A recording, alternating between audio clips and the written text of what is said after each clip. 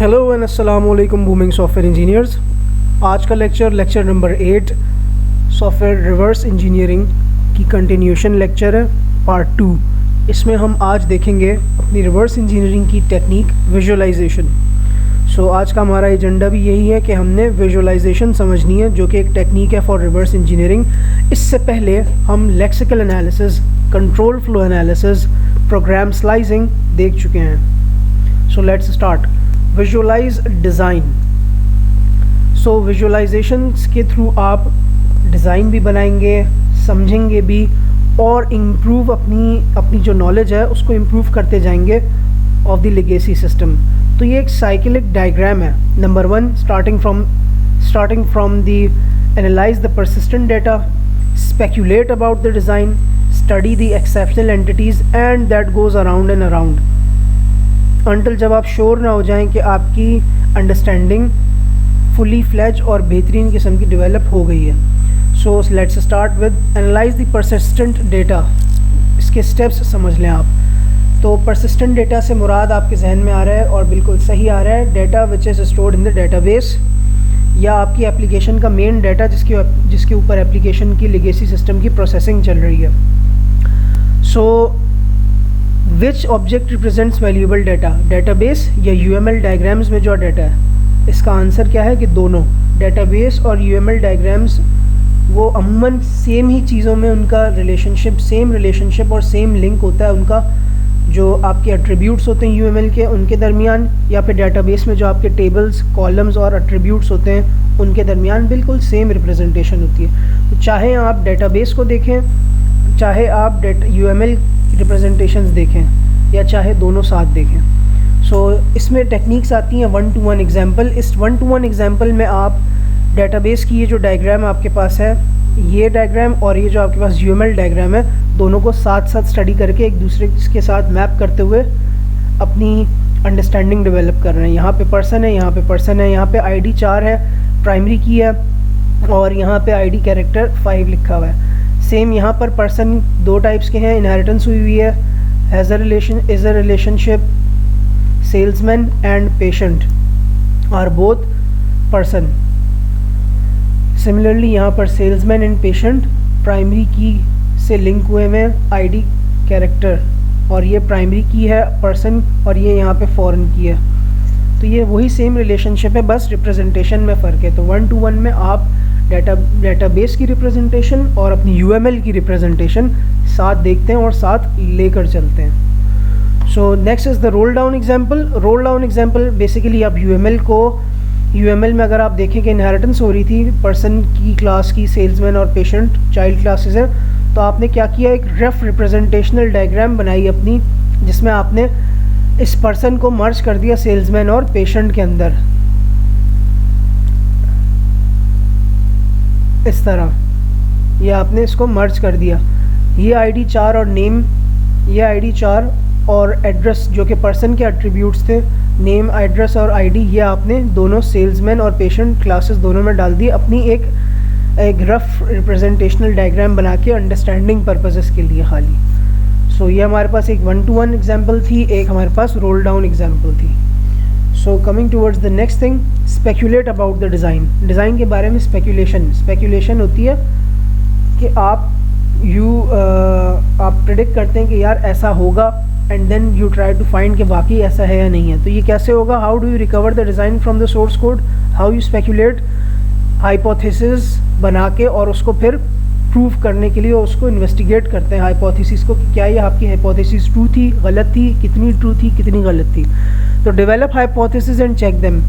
कैसे? Develop a plausible class diagram and iteratively check and refine your design against the actual code. आपने जितनी understanding develop हुई उसकी एक आपने हाइपोथेसिस के तौर पे क्लास डायग्राम बना दी, उसके बाद आपने और इन डेप्थ कोड को समझना स्टार्ट किया, और जैसे जैसे आपकी अंडरस्टैंडिंग बढ़ती गई, आपकी क्लास डायग्राम बहुत और मैच्योर होती गई, मैच्योरिटी की तरफ जाती गई हर आइट्रेशन में। तो स्पेक्यूलेट अबाउट डिज़ाइन में स्पेक्यूलेट अबाउट बिजनेस ऑब्जेक्ट्स भी आ सकता है, स्पेक्यूलेट अबाउट डिज़ाइन पैटर्न्स भी आ सकता है, speculate about the system architecture भी आ सकता है, कि आप इनकी रिप्रेजेंटेशंस बना के अपनी अंडरस्टैंडिंग जैसे जैसे इम्प्रूव हो रही है, इनको उस तरह से हर आइट्रेशन में इम्प्रूव कर रहे हैं। Next is study the exceptional entities. Exceptional entities में क्या आ जाएंगी, डिज़ाइन प्रॉब्लम्स या वो एरियाज़ जहाँ जो आपको नज़र आ रहे हो कि इनमें प्रॉब्लम हो सकती है या ये प्रॉब्लमेटिक एरियाज़ हैं, या वो एरियाज़ जो कि कोड की एग्जीक्यूशन में इतना ज़्यादा नहीं चलते। तो how can you quickly identify design problems? Solution, major software entities and study the anomalous ones. सही है। फॉर एग्जांपल अगर एक मेथड है उसमें बहुत बड़ा है तो ये एक एक्सेप्शनल एंटिटी आपकी नज़र में आ जाएगी कि यार ये एक मेथड बड़ा है, ऐसा नहीं होता अमूमन। या एक क्लास में बहुत ज़्यादा एट्रीब्यूट्स हैं, बहुत ज़्यादा फंक्शंस हैं, और कुछ क्लासेस बिल्कुल आपकी डेटा क्लासेस हैं या सिर्फ मेथड हैं उनमें, तो आप देख लेंगे कि यार ये एक मसले वाली बात है कि एक तरफ एक क्लासेस इतनी खाली हैं और एक तरफ एक क्लासेस में इतना ज़्यादा डेटा या इतने ज़्यादा फंक्शंस हैं या इतने बड़े फंक्शंस हैं। तो ये इस तरह से आप एक्सेप्शनल एंटिटीज़ को कैच करेंगे कोड में। तो उसके लिए visualize metrics to get an overview. कुछ मैट्रिक्स होते हैं, फॉर एग्जांपल सिंपल मैट्रिक्स हो गए, लाइन ऑफ कोड, किसी मेथड वगैरह की लाइन ऑफ कोड बहुत ज़्यादा होती है तो ये एक ख़तरे की घंटी खटकती हुई नज़र आ जाती है। नंबर ऑफ़ मेथड्स बहुत ज़्यादा हो गए किसी क्लास में तो ये एक आपको अलार्म करती है कि यार इस क्लास में बहुत ज़्यादा मेथड्स हैं, कहीं सिंगल रिस्पॉन्सिबिलिटी प्रिंसिपल तो वायलेट नहीं हो रहा। लेंथ ऑफ मेथड्स बहुत लंबे लेंथ है, क्या इसका मतलब है कहीं ये तो नहीं हो रहा कि ये मेथड जिस इंटेंट के लिए काम बना था उससे ज़्यादा कुछ और काम कर रहा है। तो ये कुछ एक्सेप्शनल एंटिटीज़ हैं, कुछ एक्सेप्शनल एरियाज़ हैं जो कि कोड जिनको ये आप इनको चेक करते हैं और इनको देखते हैं और इनको करेक्ट करते हैं, और ये कुछ उसके मैट्रिक्स थे। इंशाल्लाह जो नेक्स्ट लेक्चर होगा उसमें हम डिज़ाइन की जो ये प्रॉब्लम्स होती हैं उनको भी हम बहुत डेप्थ में पढ़ेंगे और डिस्कस करेंगे।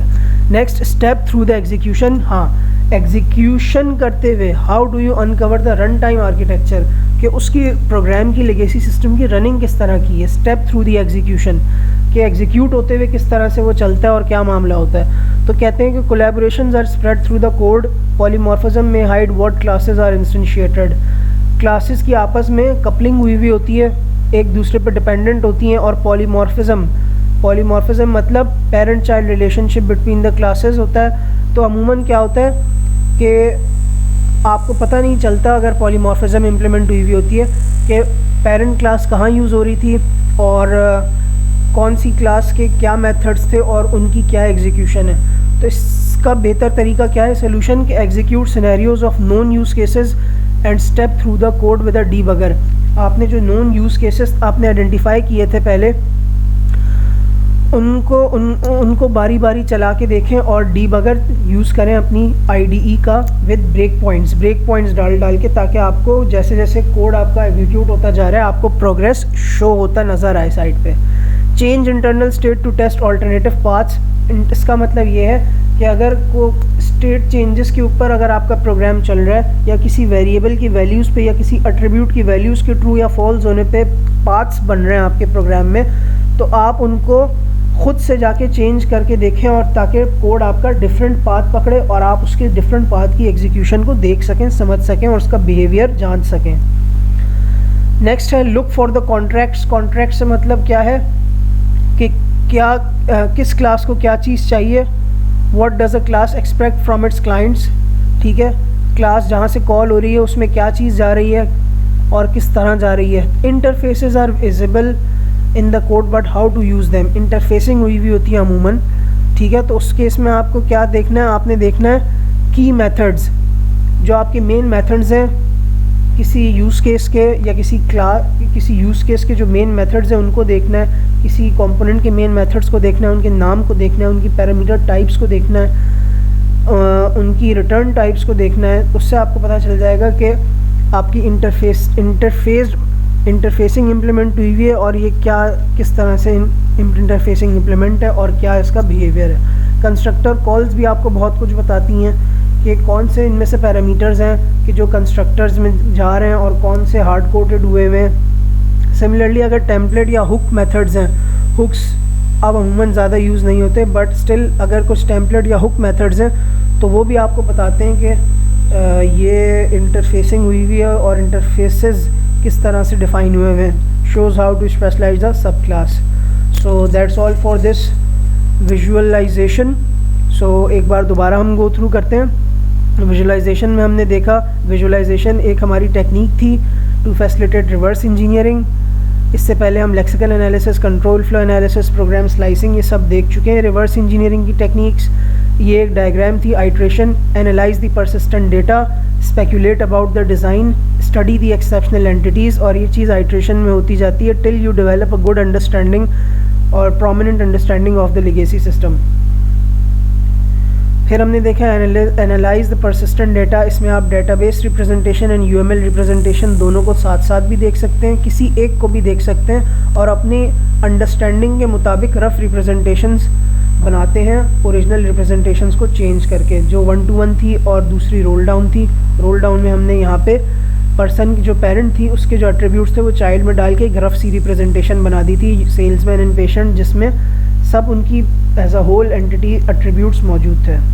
स्पेकुलेट अबाउट द डिज़ाइन, आप डिज़ाइन के बारे में ख्यालात बनाते हैं अपने और उन ख्यालात को चेक करते हैं from the evaluation and analysis of the source code, और जिस तरह आपकी हर आइट्रेशन में अंडरस्टैंडिंग बढ़ती चली जाती है और आप उनको चेंज करते जाते हैं तो मेच्योरिटी की तरफ आपकी पता चलता जाता है कि आपकी ये जो हाइपोथेसिस थी और ये जो आपकी जो डायग्राम थी वो मज़ीद मेच्योरिटी की तरफ जाती है और हाइपोथेसिस पता चलने लगती है कि कितनी सही थी और कितनी गलत थी।